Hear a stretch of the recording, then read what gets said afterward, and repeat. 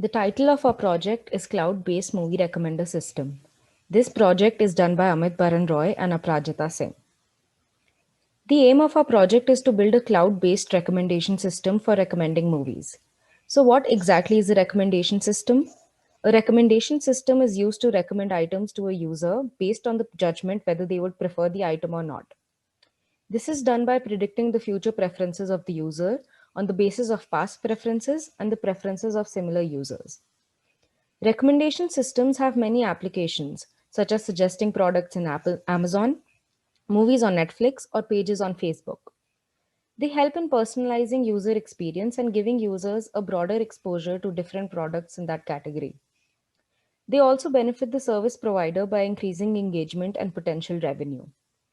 In our project, we have used a collaborative filtering approach for recommending movies. We have used the movie lens dataset. The dataset contains 25 million user ratings for 62,000 movies. For an interactive experience for online users, we have used Streamlit. To make our application scalable, it is hosted as a Docker container on GCP and deployed to Kubernetes cluster using GKE. There are mainly two types of recommendation systems, content-based and collaborative filtering. We have used collaborative filtering in our approach. Collaborative filtering techniques find similar groups of users and provide recommendations based on similar tastes within that group. It is based on the assumption that a user might be interested in what similar users are interested in. In collaborative filtering, there are two approaches. First is user-based and the second is item-based. User-based is based on user similarity and item-based is based on similarity among items. In our project, we have used user-based collaborative filtering. So how can we find similar users? We can do this through distance and similarity measurements such as Euclidean distance, Pearson correlation, cosine similarity, etc. We have used Pearson correlation in our project. An advantage of Pearson correlation is that it is invariant to scaling. In our project, the person who is logged in the system is the active user. The first step is to obtain some movie ratings from the active user. Then, based on these ratings, the next step is to find the top X neighbors. This is done by filtering out users that share the most movies in common with the active user. The next two steps are calculating the similarity score and generating recommendations. These two steps are explained in the following slides. Pearson correlation is used to find similarity between the top neighbors and the active user. We have used the top 50 similar users to the active user. For generating recommendations, the first step is to calculate the weighted average of the ratings of the movies using Pearson correlation as the weight. This is done by multiplying the movie rating by the similarity index and then dividing by the result of the sum of weights. The top recommendations are the sorted list of the weighted average. To make the recommendations more relevant, we have also taken into consideration the number of users that have rated the particular movie highly, that is, a rating above 4. The previous recommendations found are rearranged on the basis of movie popularity and then displayed to the active user. The list of software and hardware components are presented on this slide. The language used in this project is Python, and several of its libraries such as Pandas, Pickle, and Hashlib. Redis is used as our database. REST is used for fetching data and recommendations from the backend and for saving data in the database.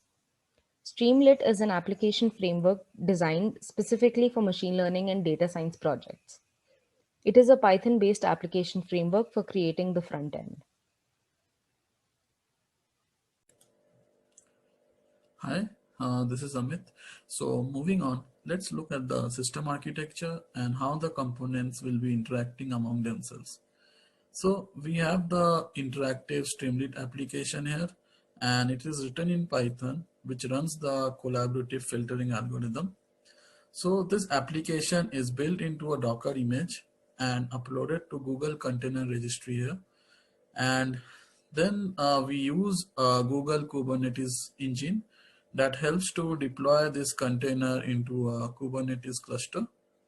You can see Kubernetes cluster can host a number of pods, And so we can scale up the application by adding more number of pods. And in the cluster, we have two workloads. So the main workload runs the Streamlit application, while another worker runs the collaborative filtering algorithm. So we have used a GKE load balancer here, and so we can see the load balancer can handle multiple server requests, and users can access the Streamlit application on a public IP provided by the Kubernetes Ingress service. So the Streamlit app communicates with the backend server, and it communicates with the collaborative uh, filtering algorithm, which is hosted on a Flask server using synchronous REST calls. And we have extensively used Redis to store personalized user recommendation in the database, as well as Redis is used for storing many interim results also. Let's look at the working system now. So you can see, yeah, so this is the Kubernetes engine, and so you can see we have three workloads here. Apart from the Redis, we have the Streamlit hosted on this worker, and the REST server, which is a Flask, which computes the recommendations, are hosted on this worker. And then there are four services here, as you can see. One is the Ingress, which is the load balancer and also provides the public IP. And then the recommendation application, which is the Streamlit. This is the one which is available to the public. And this connects with the backend REST server through REST calls. And another one is the Redis. And so moving on, yeah, so this is our application. You can see so the movie recommender system. So the first task which we'll do is we'll sign up, and you can give any username, password. The passwords are hashed and stored in the backend, which is a Redis. You can log in now.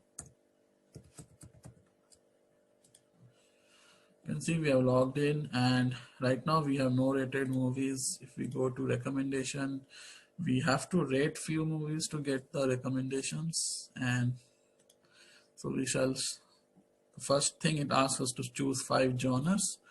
You can choose any 5. Yeah, you can see this is the list of movies based on our chosen genres, and you can keep rating. It asks for at least minimum of 5 ratings, so just randomly give some ratings. And so here is also a bit of pagination. You can click this to get more filtered movies according to a choice. You can see we have rated few of them. Finally, we can just submit our ratings, and we can go into the recommendations. It computes the recommendation. We can check the logs actually. And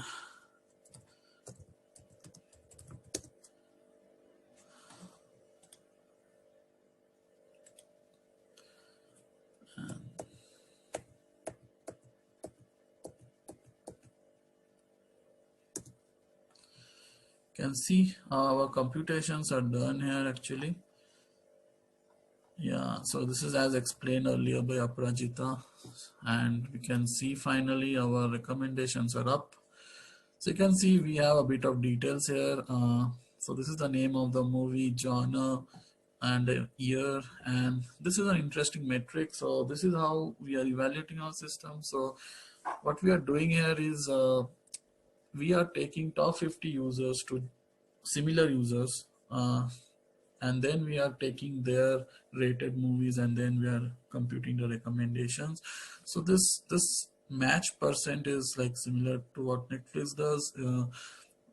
So it says that on the top, out of the top 50 users, 74% of the users have seen this movie and rated it high, between 4 to 5.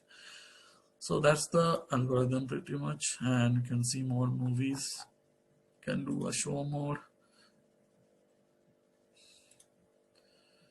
you can see all the match percent, and if you want to see which all movies you have rated, and you can see all the rated movies here with your ratings. So this is pretty much the recommendation system which we have developed. You can easily log out and log in again, and you can use the application however you want. So moving to the presentation again. So a little bit about the future work which we think we can do, and it's interesting also. So the first thing is computing recommendations in an online setting. So till now what you have seen is a kind of offline setting where we have our data set which has some ratings from n number of users. We are using that ratings to predict and recommend your active movies for the active users. So in online setting, what we can do is, as and when more users are using the system, we will get their ratings, which and we can add their ratings to the ratings dataset. So our ratings dataset will keep on populating with every new users and their interactions with the system. So we can further compute new recommendations based on new data. So the second point is performing A by B testing. So this is a bit of heavy testing where we show two variants of recommendations based on different metrics. Like this metric is on number of similar users. There can be multiple different kind of metrics. So we will show two variants of the recommendations to the user, and then we will evaluate whether the set A is working good or set B is working good based on some kind of interactions which we may ask the user to do. And then moving on to the third point, we can do a lot of stuff with Streamlit actually in the front end, though it's at the this it's launched very recently in 2018, I think. So there are a lot of development going on, and we can add more customizations to the front end, and we can subdivide our recommended movies, yeah, in according to genres, etc. So just before finishing, I'd like to touch a bit on the debugging part. So we have used